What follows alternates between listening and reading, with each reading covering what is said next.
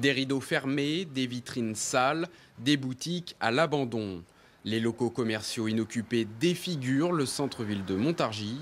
Alors, la municipalité a décidé de les solder, du moins d'inciter les propriétaires à baisser le prix de leur location. Il y a 3 types de taxes. La première qui sera à 10 la première année, montée à 15 et à 20%, mais de majoration de la base de l'impôt foncier. Ce n'est pas l'impôt foncier lui-même, c'est la base de l'impôt foncier qui va être majorée de manière temporaire.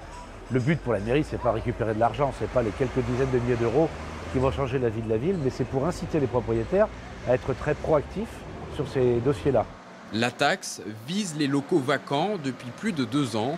Actuellement, il y en a 25 en centre-ville. La rue du Général Leclerc est la plus impactée. Un commerce de prêt-à-porter qui a fermé au mois de juin et une galerie qui a fermé au mois de février. Dans cette rue, les commerçants sont favorables à la taxation, mais pour eux, ce n'est pas uniquement un problème de prix du marché.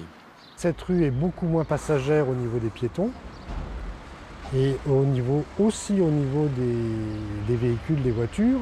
Les vitrines sont moins visibles, il y a moins de passants. Tout est fait actuellement à Montargis pour favoriser et maintenir le commerce rue Dorée, au détriment des autres rues.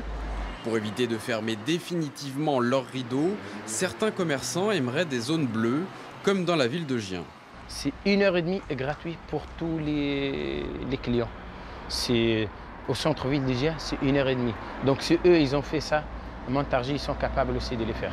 La taxe sur les friches commerciales entrera en vigueur à partir du 1er janvier 2016.